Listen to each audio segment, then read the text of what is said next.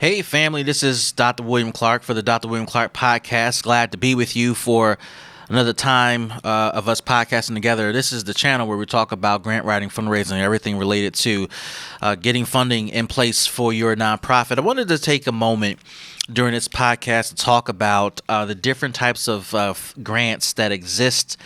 And I want to make sure that you have everything you need to pursue the grants that you're going after. Now, there are about three major categories I want to talk about as it relates to grants. And I want to talk about grants as it relates to grants you're going to get from federal grants. I want to talk about basic grants, and I want to talk about cash grants, okay? So those are the main categories of grants you're going to receive when you're going through the grant process. If you're looking to get funding for your nonprofit, whether it's a ministry, nonprofit, etc., these are the basic grants you're going to see on a typical basis, and this should put into perspective the strategy you deploy to get the grants that you're going after. So these three categories, federal grants, basic grants, and cash grants, are really what we're going to talk about today. So I'm going to go through some of the basic subcategories in each of these major categories and hopefully provide some context for you as you're looking to get your first grant or your next grant. Now, under federal grants, there are a couple of categories here that we have listed. The first grant here are block grants. Second grant is earmark grants. Third grant is formula grants. Then the last grant are discretionary grants. Now, let's go back to the top of block grants. Block grants are a large amount of grant money that's given to a state or local government for general purposes. Now, where I live, you see block grants primarily deployed by the local municipality or the local city. And these are funds that the city, in this case, where I'm from, where the city receives federal funds to use for discretionary purposes. The city then is able to define how they want to release those funds for their local community. And it puts into perspective the value your organization may or may not have as it relates to this particular city's vision and purpose for what they want to see happen. And so cities can have different categories of how they want to deploy those funds. And so I won't go through the options there, but just think about all the options that can exist for a city, whether it's housing related, program related, youth related, homeless related, etc. And so these large grants are given out and can be used for general purposes. Now, I have been a part of the receiving of block grants. I have seen my colleagues receive block grants. They come in all types of sizes for all types of purposes. And the allocation of block grants can vary from one subject to another. So I've received funding for workforce-related programming for my youth programs, right? But another colleague of mine received major money for his block grant, although in a different city. But again, it was major money to upgrade some of our housing stock for another program that we run. And so those are two different programmatic pursuits, and they came with two different block grant allocations from two different cities. And so as it relates to your city, as it relates to your town, if your town is able to receive block grants, you want to get your hands on the block grant expectations of your city so that you can know what your city is looking to do with its block grant resources, and so you can put yourself in position to possibly get those resources. Now, I will tell you that I have podcasted historically on this channel about some of the strategies you got to deploy as it relates to getting yourself in position for funding. And one of the things I've noticed about block grants, just like any other RFP process, it's going to be public.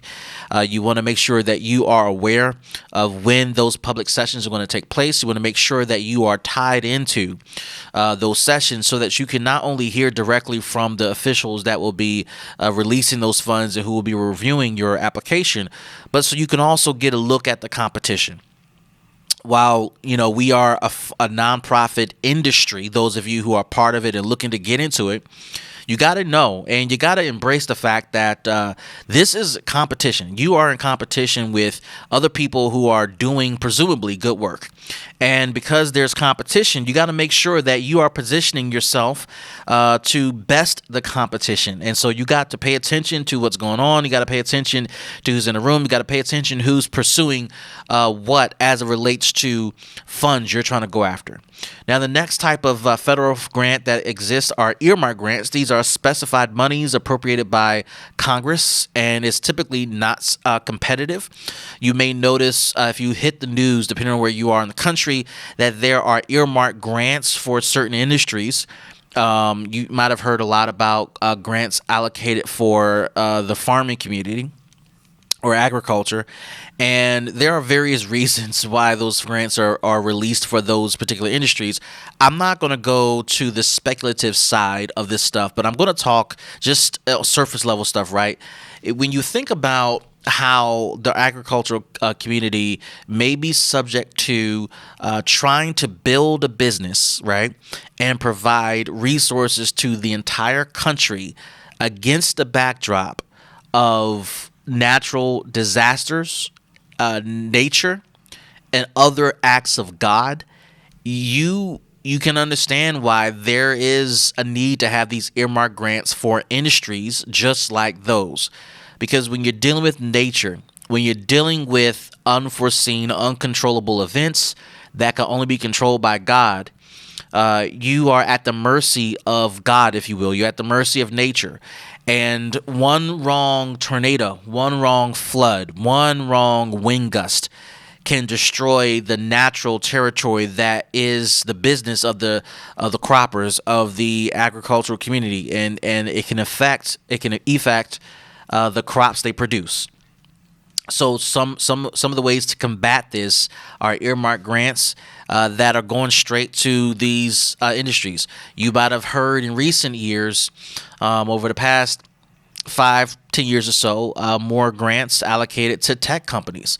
We as a country are trying to improve our tech infrastructure, whether it's the release of technology around self-driving cars, whether it's technology around electric vehicles, electric communication, and electric transportation, and all the techie stuff that you may be into as a consumer.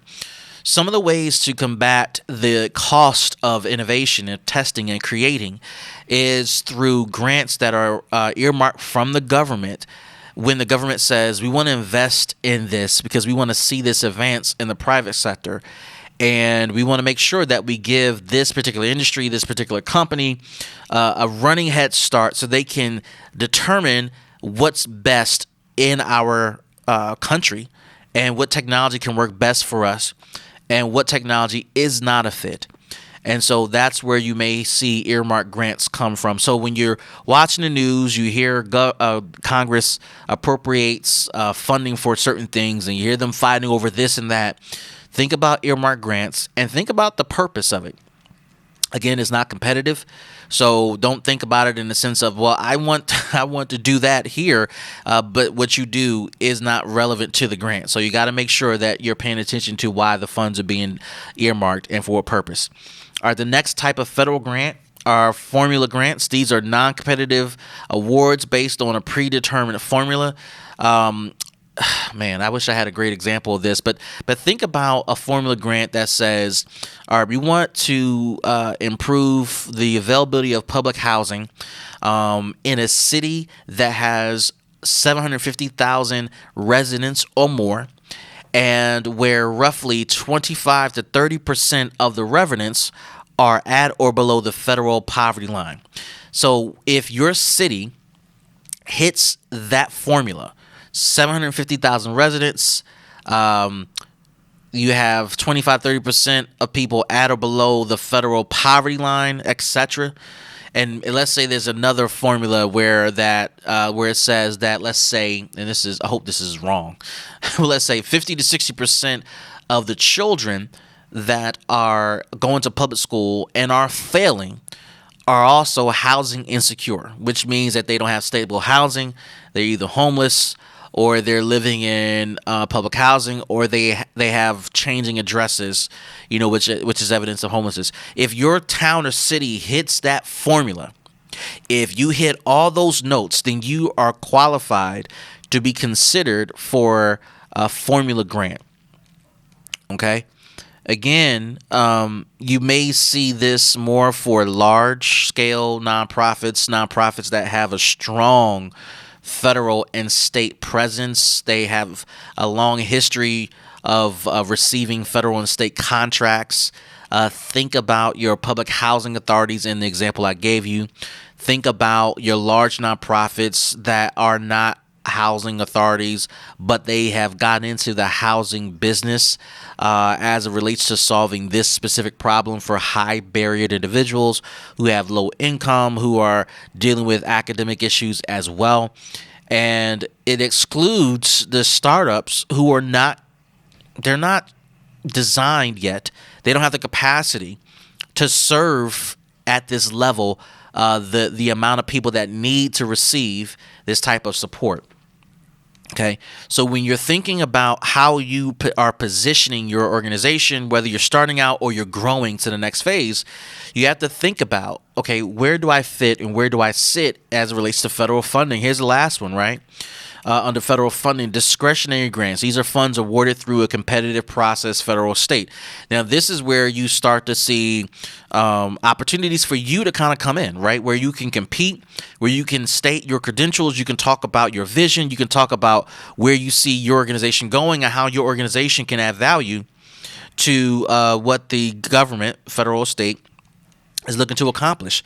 You don't have to worry about things being earmarked. You don't have to worry about things being formulaic. But you can worry about and focus on your unique contributions. But I'm going to tell you, when you start to compete on a federal level for these federal dollars under discretionary funds, you're not only dealing with nonprofit A, B, and C in your own city.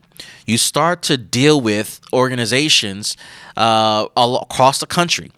2, 3, 4, 5, maybe 10 organizations per city, per major city, and this doesn't include non-major cities that are competing as well. You don't always know the reason why these discretionary funds are released, because even if you say, well, I'm from a bigger city, yet a smaller city got it, you don't know what the government is looking for. You don't know what's driving them, and you don't know the compelling story that another organization from a smaller city may have submitted. Now, the city where I'm from, where I'm living at now, the way I view this city in terms of as it competes on a national level for federal and private foundation dollars, this city, in my opinion, is a place where you can pilot and test innovative ideas in the nonprofit sector. I've seen it as a person new to the city and as someone who has established themselves in the city as a provider. I just feel very strongly about the city and state I live in, man, that it's small enough that you can test ideas on a federal level because we're constantly pushing the envelope here to figure out what works, what doesn't work. And so in some cases, in many cases that I've seen, that's a compelling story. In other cases, it's not as compelling because you got, nonprofit A, B, and C from an established city who has a larger critical mass of people to serve. They've made a better case. They have a better infrastructure. They have a much stronger, much larger, much more substantial infrastructure to support what we're trying to accomplish than you from a smaller city. So you just never know. So those are the federal grants. Now let's jump into basic grants. There are a couple categories here, 3 of them. Let's see. Competitive basic grants I have the following categories: the competitor grants, matching grants, and challenge grants. Now, under basic grants, let's talk about competitive grants. This is when an organization or when an awarding agency, rather, is heavily involved in the grant process. Man, I have so many examples running in my head. You have a cooperative grant. Let me just talk about this one more time. Under basic grants, you have cooperative grants, matching grants, challenge grants. A cooperative grant is when an awarding agency is heavily involved in the grant process. Think about a major organization that has a national brand and they received or they have funds they want to give out. Think about your major institutions, major foundations. I won't name any names, but think about major national foundations, not just a large one in your city. Think about major national agencies that are giving out grants. And they're saying, you know what, we're going to give you grants and you're going to have to go through a competitive process, but we're going to put you through a training process, a regular check-in process, a consultative process to make sure that you as an agency, a winning agency, you have all the resources you need to continue to do the work that you've been funded to do, and that you are building capacity to do even more work. I can think of a number of national nonprofits that do just that. These are national foundations that give out money, but these are cooperative grants because they are all in the process of giving out the money, and they're all in the process of the development of the organizations that receive the money. I will say that if you are part of a cooperative grant, if you are a member of a granting institution that gives you money and is all a part of your development, etc., you may find that very useful, because if this national foundation says we're going to be a part of your development, if you are a nonprofit that struggles to find money for professional development, if you struggle to train staff, bring them up to speed, if you struggle to position your staff to get better, more intelligent, more effective, more strategic, then you're going to want to be a part of cooperative grants, because then you're being paid to develop your staff, especially staff who is, who you consider emerging staff, emerging leaders, those who are on a come up, those who have the potential to grow into certain positions, particularly if you're trying to position your organization for any transitions or any turnover. You'll find a lot of value in cooperative grants. And you often find yourself traveling for conferences once or twice a year in multiple cities around the country. These cooperative grants involve, funders paying for that type of stuff. So if you are looking to expand your exposure to other providers who are part of the cooperative grant portfolio of that particular funder, you would definitely run into them. You would definitely see new experiences, feel new experiences, learn from others around the country, and you'll get a sense of what's happening, how you stack up, how the experiences in your town, in your city, stack up against what others are experiencing. You'll notice that there will be similarities, there will be differences when you start to compare yourself to other organizations. But regardless of what you notice, it's all about the experience. And I think that's a huge takeaway I want to share with you about cooperative grants. Okay. Matching grants. This is a part of the basic grant process. These are non-federal monies required to match the federal grant. The percentage varies from grant to grant, and not all grants include matching amounts. Okay? So, for example, you receive a grant award, a federal grant award. They say we're going to give you $50,000. Okay? Now, we're going to ask that you meet us dollar for dollar, that you're going to have to raise $50,000 so that the total award for this project you're proposing ends up being $100,000. Okay, you got the commitment of $50,000 from the federal government. They're saying you got to raise non-federal dollars up to $50,000. Some say dollar for dollar match, etc. The percentages vary, but that's how it works. 100% match, right? You have some private donors that may say, all right, great, we'll give you $100,000, but you got to match the matches at 30 cents on a dollar. So you got to raise $30,000. So match is 50 cents on a dollar, 50%, right? All this stuff varies. But what you'll notice is not as challenging as you may feel that it is. Actually, when you have a matching grant, it actually gives you the launch pad to raise other money, because a matching grant is a signal to other funders who may be on the sidelines saying, I don't want to be the first to invest. I don't want to be the first to give money to this cause. While I agree with it, I like the organization, I like what they're doing, I just don't want to be the first. Whatever the reason is, When you say now funder B, I got funding from funder A, and they're saying that they're going to give me $100,000, but I need to raise an additional 30, additional 50. Will you now be a part of the team, the investment team? That changes things, especially if the organization who's giving out the actual starting investment of $100,000 is a major organization with a major name. That changes things quite a bit. It changes things dramatically. You will be surprised. So matching grants can be a strategic way to raise other monies. It can be a strategic way of viewing the launch pad of your initial fundraising strategy and campaign. It can be the kickoff resources you need to backfill another pot of money you already have that's non-federal related, not related to this funder. You may already have $60,000 from other funders, and now you got this matching grant for an additional $100,000. Well, you may have already exceeded the match. And in many cases, some applications may ask you, well, how are you going to match?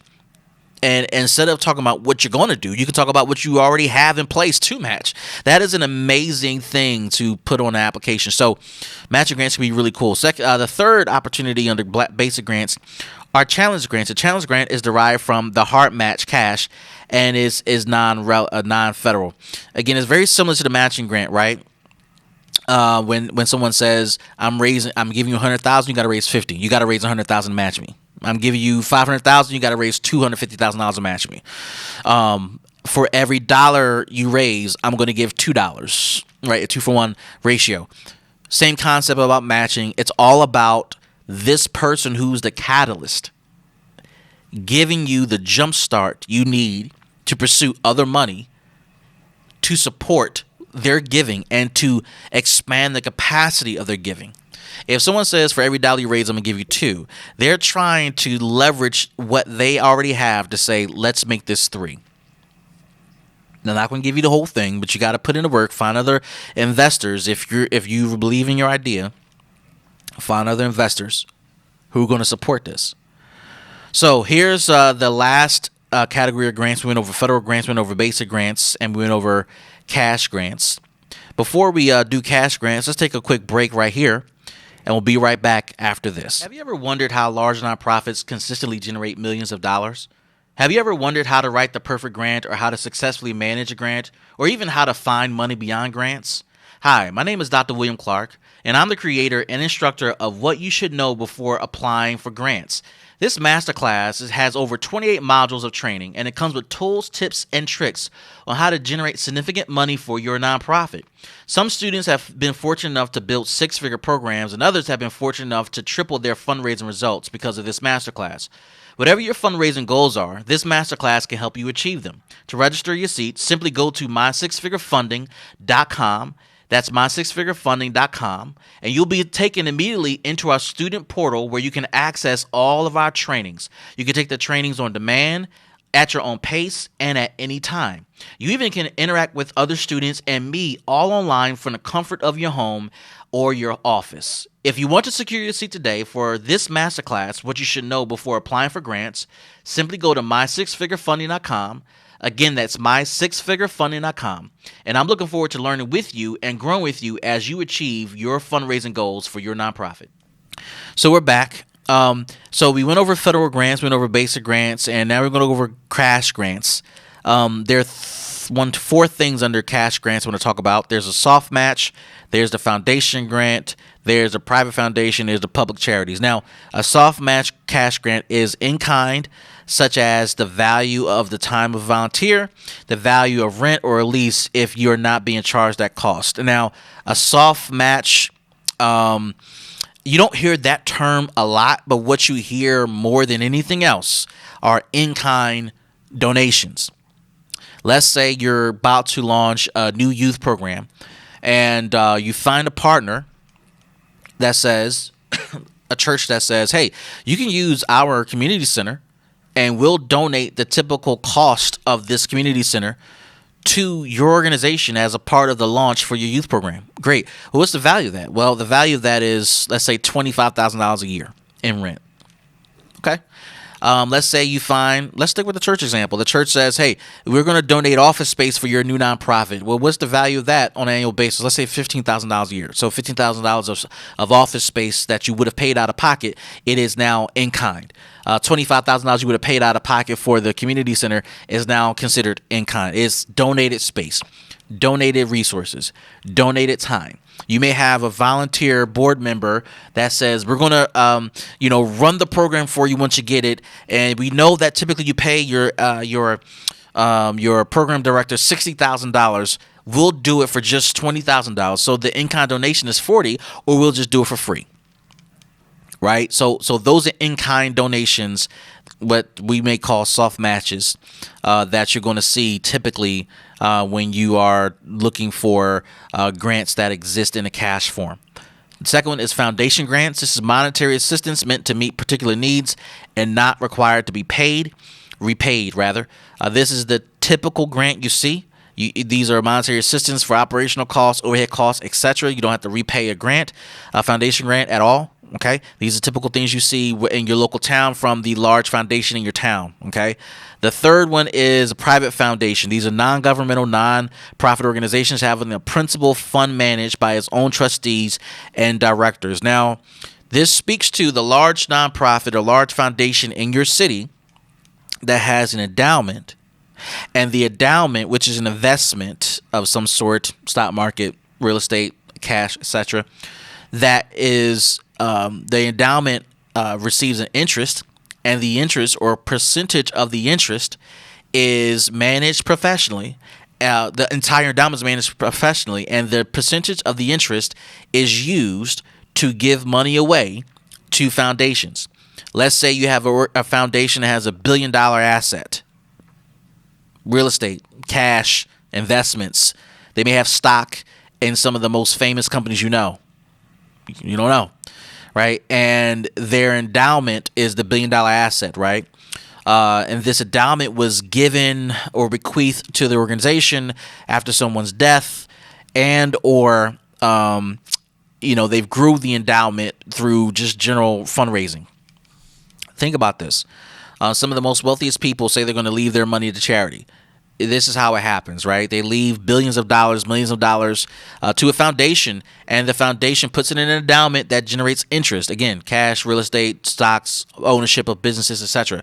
The interest generated from the endowment, 1%, 2%, 3%, whatever it is, 10%, whatever it is that they generate off the endowment is in the millions, particularly if it's $1 billion plus endowment. It's in the millions. And that 1, 2, 3, 10% that they generate off that $1 billion plus asset results in millions of dollars of an operational budget for that foundation, and it results in millions of dollars given away by that foundation to local organizations. Okay, so process that. This is how the budgets are set. What did we do in the previous year, percentage wise, in our from our revenue from our endowment? All right, whatever last year's or the previous year's revenue was, that's going to be this year's allotted amount that we're going to give away. That's how that happens. And so this shows up in RFPs, requests for qualifications, and general startup grants, support grants, etc. All those things you see that hit the street in your local city, it comes from private foundations, or at least some of them come from private foundations. And then the last category under cash grants are public charities. These are, although some public charities engage in grant making activities, most conduct direct services or other tax exempt services. So you may have some agencies that they are a public charity because that's how they were set up. In some cases, they may farm out some of the work that they are doing as a grant so they can expand capacity, do more work, solve more problems, address more issues in their community. In other cases, they may do the services themselves. They may engage in the work themselves. It just depends on what they decide to do. So as you are pursuing your grant, your next grant, be mindful of the various grants that exist. One of the questions I always get is, man, where can I find the database of grants, for my city? I mean, that's That's a loaded question, right? Because they exist in various forms in various places. Can't tell you that. But what I can tell you is that there are three categories of grants that you got to look out for. And I can't stress enough the importance of a combination of all three. You want to diversify your revenue sources when it comes to grants. You also want to diversify your revenue sources outside of grants as well. Can't stress that enough. But I do want to close on this point. We talked about the soft match or the in-kind donation, which is under the cash grant category. And I wanted to address this issue really quick, and that is you cannot overlook grants that are non-cash based. All right? Just because someone does not write you a check does not mean what they have to give is not worth receiving.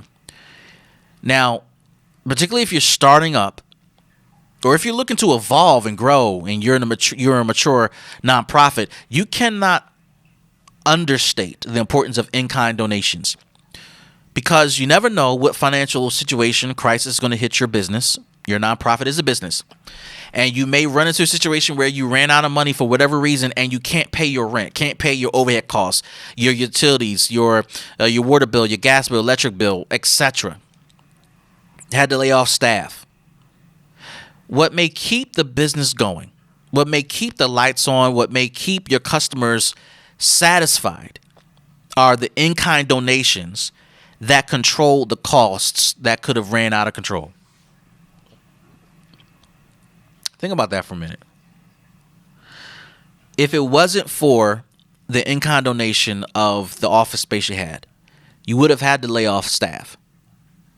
If it wasn't for the donated space for the community center that you use for your youth program, you would not have been able to buy every kid in your program a uniform for school, for the beginning of school. Like, think about that. The in-kind donation offsets expenses you would have incurred, but you did not incur because someone donated that time or resources or that expense to you. No charge. Don't have to repay. And I'm pointing this out particularly for those who are new to this business. And even for the mature organizations, you're looking to grow. I can't tell you the importance of in-kind donations as you grow and as you mature. I do it all the time. I look for opportunities for people to partner with us in an in-kind way because it does matter that we can defray the cost of X so that we can spend money on Y. It matters. So I really do hope that this helps. I hope that this puts into perspective how you should look at grants and the value you should see from various types of grants and how it matters to your ongoing growth and development as you're landing or getting ready to land your next grant. Look out for these three various grants, and I believe that you'll find what you're looking for. This is the Dr. William Clark Podcast. We'll see you in the next episode.